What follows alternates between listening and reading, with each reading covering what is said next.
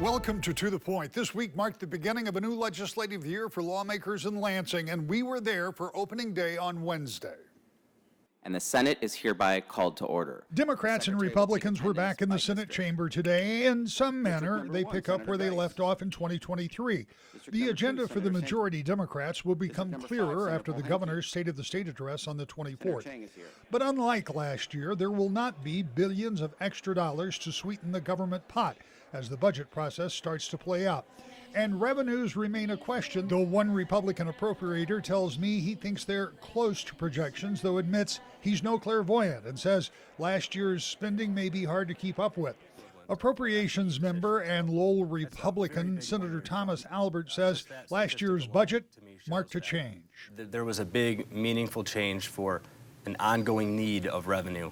And whether or not that revenue is going to be there, I'm not sure. It's hard to, I don't have a crystal ball. I don't know what the economy is going to bring this year. Another big difference as we begin this year will be here in the House, where last year Democrats enjoyed a 2-vote majority, and they used their slim advantages in both chambers to pass parts of their agenda unilaterally.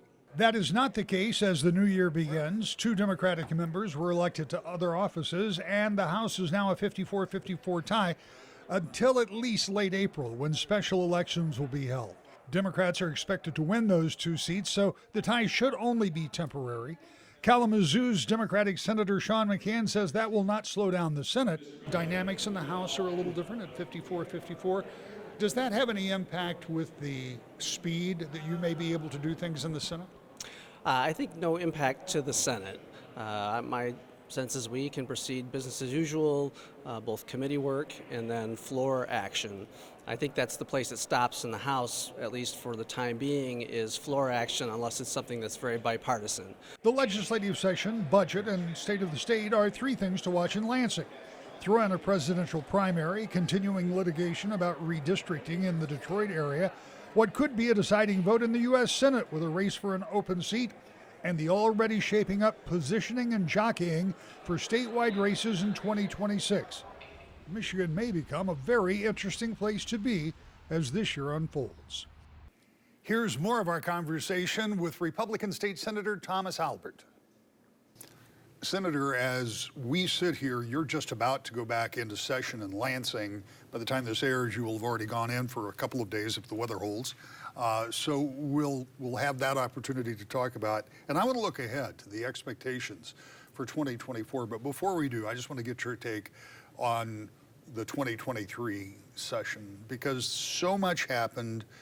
Democrats came in with a full agenda and majorities, narrow majorities, but majorities nonetheless, and they hit the gas and they never seemed to pump the brakes on their agenda. Was the volume and speed with which they moved a surprise to you, or was that kind of what you were expecting? Unfortunately, it's what I was expecting. I guess maybe before we started, I'd like to wish all the viewers a happy new year. It's kind of a new opportunity, a new year forward. If you look at what's going on in Lansing right now, we have a split majority in the House, so I think there's an opportunity for bipartisanship. So hopefully that will be a foreshadowing of something to come, maybe some new opportunities. But as I look backward, we definitely had some missed opportunities. What we should be doing in Lansing is not rocket science. I served in the United States Marine Corps, and one thing I learned and was instilled in us is just the brilliance of the basics. Just do the basic stuff really well and do it over and over and over again. And that's what makes the Marine Corps the best fighting force in the world. And I'm afraid we got away from that. We've kind of gone back to some of the policies that kind of bared bad fruit back in the early 2000s. If you look at things like repealing right to work, implementing a really clunky, unfair tax policy that we have, and then right now they're saying that the income tax rate that would help all Michigan families, they don't want to make it permanent. They want to make it one time. So these are all missed opportunities. We should just be looking what other states are doing. What are they doing to help promote growth and opportunity within their states? Like I said, it's just basic stuff, and that's what we should be looking for, and I think that's what we missed. When you look at some of those policies, I'll pull out one, and that's right to work. And here's a question I have about that. The biggest demonstrations that I ever saw at the Capitol were during right to work, when it was implemented by the Republican majority, signed by the Republican governor. Subsequent to that, we had big crowds around COVID and a number of other issues, but that, up until that point, was the biggest crowd I'd ever seen on the Capitol lawn. It was in place for 12 years, 11 years, something like that, and then it has been repealed. And I'm not putting words in your mouth, but if Republicans had the opportunity and controlled all the levers of government again, it does not seem to me completely unlikely that it would be re-implemented if they could. Does that kind of changeable environment concern businesses? If today you're right to work, tomorrow you're not right to work, next term, if things change, you could be. Is that kind of instability concerning for business? Absolutely. I mean, one thing that employers look for when they're going to, make capital investments in our state is stability. And that whipsaw of policy doesn't really bring stability. But honestly, if I had to put a marker on the biggest policy that's going to have the most negative impact, it actually isn't right to work. In my opinion, it's the energy policy that was passed at the end of the year. If you look at what was passed, there's a mandate. They call it clean energy. By 2040, it has to be 100% clean energy. They go through some definitions of what that means. Really what that means is it has to be renewable. They do allow for natural gas generation as long as there's an 80% carbon capture. And what that means is the emissions need to go under the ground. Well, we don't have the technology for that yet. And there's nothing to say over the next 14 years that that technology is going to come into place. So what we're going to see is more expensive energy and less reliable energy. And what's most likely that's going to happen is we're just not going to reach that goal. So the statute's going to have to be changed. So that's going to hurt businesses. It's going to hurt them for making investments in their own companies here in Michigan, which is going to reduce wages. It's going to reduce job opportunities. But it's also going to impact everyday families because they're going to see that in their own home budgets as well. And I wasn't going to talk about energy, but you bring it up, and one of the questions that I have been asked repeatedly is about the siting process and where you're going to put solar arrays or wind farms and those kind of things. Is it your understanding from the legislation that was passed that that is going to be put largely in the hands of the state rather than under the locals' control? Absolutely. So there's a process now where if the locals don't want the renewable energy within the agricultural sites in their area, the state has the trump card. They can go ahead and put them in there if they want. So, I represent a large swath of rural Michigan. This is a huge issue. It's not going to go away. I think it's very possible that there could be a referendum on this topic for what we see upcoming this November. Well, let's talk about those expectations because it is a new year. As you point out, things remain the same in the Senate with a couple of Democrats to the good for votes there. But over in the House until about April, late April, it's a 54-54 tie. Now, again, my word's not yours. I don't expect Democrats to start bringing up Republican priorities. But is there common ground where you might be able to find things that you can agree on? And while it won't be the same as the Democrats had it last year, at least in those first 3 months, is there an opportunity to see some bipartisanship? There's definitely an opportunity. I mean, this is something that I've done in my own experience when I was appropriations chair in the House with divided government. I needed to find something that the administration wanted to work with, and I needed to see that opportunity and come up with kind of my own proposal and work together on it. A good example of that was the Future Educator Scholarship. We have a teacher shortage here in the state of Michigan. We came out with a Grow Your Own, kind of a shorter-term strategy, but a longer-term strategy was to get teachers into college prep courses and get them the training that they need. So, in the House, we came up with our own proposal at the time, and we worked with the administration in the Senate, and we came up with something that worked, and I think it was good policy for the state of Michigan. It's going to take leadership on the other side of the aisle to say, okay, what is it that the Republicans want to work on? Let's see what we can tackle together. And so far, we haven't seen it this term. Maybe this next 4 months is an opportunity to do that. Is there the sense of camaraderie in the legislature that I don't know that it's existed in the form I remember it in a number of years, but I mean, does this group of legislators get along with each other? Do you talk with your Democratic colleagues on a regular basis? Yeah, I do. Yeah, I've gotten to know Senator Anthony, who's the current appropriations chair in the Senate, and I served with her in the House. So I've had good discussions with her, but even offered her encouragement just because I know negotiations can be really, really tough. But that being said, we can't ignore the fact that we have some very stark differences of what we want to do in the state of Michigan. You know, at the end of the day, we both want the same things. We both want Michiganders to thrive. We both want a very great state to live in, and we want opportunities. But boy, we just have a very big difference in how we want to do that. If you look at what, for the most part, what Democrats want to do is they want to reinvent. They want to think about what could be, and they want to try something new and fancy. Conservatives have a different outlook. We like looking at what human nature is and operating within those bounds. And we like looking at experience and seeing what has worked. And that's why when I talked about earlier about getting to those basic things, we have a great story to tell. We've always had a great record of when it comes to when we have an opportunity to lead, to bearing good fruit. And we just have to get back to that. What is the one thing, or maybe multiple things, that you would like to do? Not saying that you'll have that opportunity, but that you as a state senator would like to do either for your district or a broader issue for the state? What is the one thing that you would prioritize if all of a sudden there was a magic wand and you could get the votes you need? Yeah, I've already put a proposal out there. I think we have to redo our tax structure. We've gone back to a totally unfair, complicated method. Depending on whether or not you have a government pension or if you have a private income for your retirement, it shouldn't matter where your income comes from. It should be treated fairly. And we shouldn't be saying, hey, if you have a government pension, you don't pay any income tax. So I really think we need to go back to something that's lower and fairer for all, and you know, something that's going to actually help families that need it, especially from struggling from increased prices because of inflation over these last few years. You mentioned that there was a mandatory rollback in the income tax as stipulated by statute that happened in this past year. Democrats have said it was just for 1 year and it should not be ongoing. Republicans say the intent of the law, from their understanding, is different. Is that going to end up in the courts?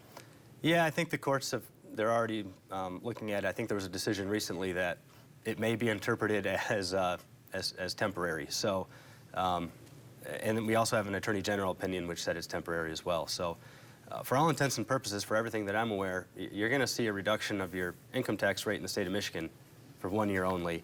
Then it's going to jump back up.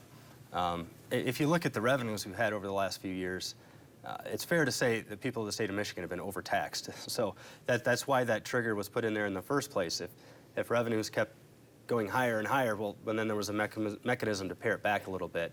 I think we should just keep it in place at where it is.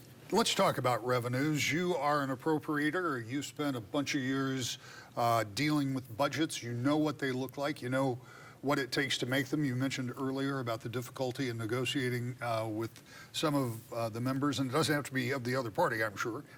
It's a difficult balance, but yet it is perhaps the number one priority and responsibility of the Senate and the House, and that's to come up with a budget. The governor will lay out her plans, and then you will start working on that budget.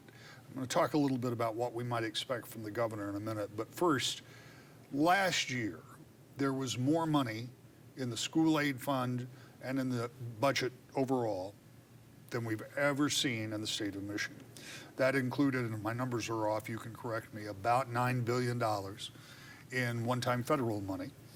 And we had higher revenues, partially, as you pointed out, because when things cost more, taxes generate more off of that higher cost. So a lot of things combined, that money's not going to be there this year. At least that $9 billion is not going to be. And revenues, I still think, are an open question. How sustainable was that budget that you passed last year? And or another way, how much less is the budget going to be this year? Yeah, it was not sustainable. If you look, they increased the size of government by over 700 full-time equivalent or FTE positions. So that's a very big one-year jump. Just that statistic alone, to me, shows that there was a big, meaningful change for an ongoing need of revenue. And whether or not that revenue is going to be there, I'm not sure. It's hard to, I don't have a crystal ball. I don't know what the economy is going to bring this year. But if you look at what the revenues that have come in so far this fiscal year, they've been coming in under projections. Now, not by massive amounts, but what we could end up seeing is, I wouldn't say necessarily cuts, but I would definitely expect this year, just from my own prediction, that they're going to be looking for lapsed funds that were from last year to help offset shortfalls for this year. So I definitely think if you look over last year, they spent way too much, way too quickly. There was a reason why there was that $9 billion there, and that was because when I was Appropriations Chair in the House, I made sure we didn't overspend. And so then as soon as they got the keys to the pocketbook, away they went. Is it going to be, again, I'm asking you for your opinion because, as I pointed out a minute ago, you haven't even been back in session yet, but is it going to be more difficult to get a budget done this coming year, particularly if you're looking at revenues that are flat or near flat? Ironically, I think it's easier. I think it's if you have a sustainable budget and you kind of already have what you did last year, you kind of build off that. So if you don't have a windfall of cash you have to try to figure out what to do with, I think it's actually a little easier. We know that Democrats, at least in these first 3 months, will not have a majority over in the House, so getting things passed will either take Republicans are going to have to wait until they presumably, and I'm not making a judgment on the outcome of elections, but those are very Democratic districts in those House seats, and we'll see what happens with them. But is that going to slow the budget process down, or will you continue to be able to have committee meetings and votes and do that type of thing and kind of tee it up for whenever you can take those votes? Well, it won't have any impact on the Senate, at least. I mean, Right. if you look at the traditional timing or schedule of how a budget gets passed, it's usually early April. Each chamber will pass their first budget. Sometimes it can go into late April. So for the Senate, there's nothing stopping them from doing that as well. And in the House, the elections will be over in April, so they can work on it. It might slow them down a little bit because there's some lead time into March and February where you're kind of having committee hearings and informational hearings and kind of learning more. So I'm still confident a budget will get done this year. I'm not pessimistic about that necessarily. Well, there is a little added incentive, at least for your colleagues in the House, because this is an election year for them, and they would probably like to have that summertime to get back into the districts and do some campaigning. So to get it done by July 1st, which is kind of the hope, and is by statute, I guess now. So you think that seems somewhat likely? I think it's realistic, yeah. Unless there's an economic downturn that no one's expecting right now. But if things stay somewhat normal, there's no reason to expect anything different. When you think of this budget from last year, I mean, there was a lot of one-time spending that was kind of built in and around it. So, and the people that I have talked to over the course of the past year said, yeah, we think we've handled that pretty well, so we're not going to be on the hook for that going forward. Are you as confident that all of that one-time money was spent one time and isn't going to be expected to be reappropriated at some point? I can tell you from my experience as Appropriations Chair, there will be many people coming back asking for that money to reoccur. Once any type of government program gets created, it is monumentally difficult to pare it back. So it's going to be difficult. The one thing that I might be remiss if I didn't bring up was the SOAR fund. If you look at what they did last year, what the Democrats did is they put in a restricted fund source so they don't have to appropriate it anymore. What will happen is there'll be $500 million that just automatically goes into that account. For those that aren't aware, it's a corporate welfare fund that's used to basically pick different industries or different companies to give money to. It's not working. I put in a proposal to repeal it. If you look at what's happened in Marshall, where there was a Ford plant, we spent a couple of $1 billion of state cash and with different incentives to get Ford to build there. And what did we find out last November? they're really only going to do a fraction of what they had originally promised to do. So the government just needs to get out of centralized planning. Let's just have a good tax base that's competitive nationally. Let's have good regulations, and let's let things grow from the ground up. We don't need people from Lansing dictating what types of jobs we're going to have in the state or who's going to be building where. Other states, though, offer economic incentives to get businesses to come. So in order for Michigan to be on an equal playing field, in addition to the things you just mentioned, isn't some of that money necessary? That is the philosophy that got me to vote in favor of the SOAR fund originally. So now I have seen the wisdom of that folly. It takes judgment. I worked at the state pension fund as an investor. So I understand what it takes to make a good investment. One thing that it takes is the discipline to walk away from a bad deal. And I have seen time and time again, governments just don't do that because it's not their money.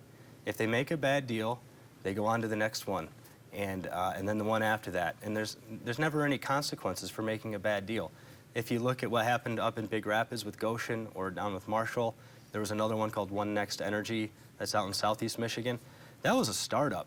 That's the company that really needed private equity funds. They are not ready to be getting institutional investment like the state of Michigan. Those were all risky investments, and they're not panning out. We just don't have the leadership with the right judgment to be doing that kind of stuff. And again, as Governor Snyder would say, he supported gardening, not big game hunting. You know, I support gardening as well. So I've gone over to former Governor Snyder's viewpoint on this.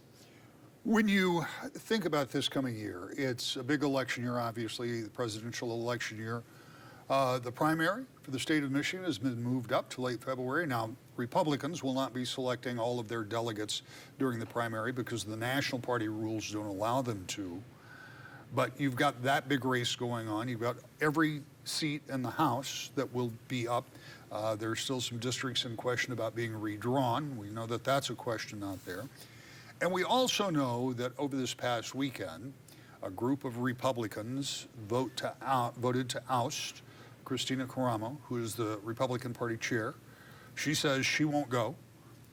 You've got at least two factions out there that are working, and I'm not going to ask you to weigh in on it, except to say that as a candidate, you've run for the House, with presidential election going on, does that make it more difficult for Republicans as they try to regain a foothold in Lansing if you don't have that Republican Party structure? Again, from my view, it does not appear to be in place. Yeah, and we're going to have to wait and see. I think the RNC at the national level is going to have to weigh in. Clearly, there's a lot of conflict going on. They're going to have to sort it out. So we're going to have to kind of wait and see what happens there. But to your point, yeah, it's a distraction. Overall, I think as a Republican Party, we have a better message. We have a better track record, and that's what we need to be sticking to, and that's what we need to present to the people of Michigan when they go to cast their votes. That should be at the forefront of their mind.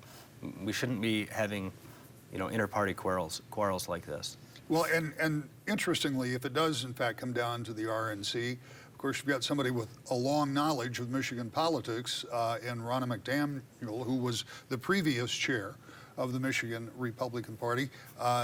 Is it your hope or your thought that she might take action a little sooner rather than later because of her knowledge of the state? You know, I hope so. I'd kind of like to just get past it and let's. I don't see conflict as necessarily a bad thing in all circumstances. Maybe this is something we can grow from and come together as a team after. That's what I'm hopeful for. And you know, I'm glad we have Ronna as the national party chair because she knows the state real well, and hopefully she can help put the pieces back together. We're out of time. We'll see you next week. To the point.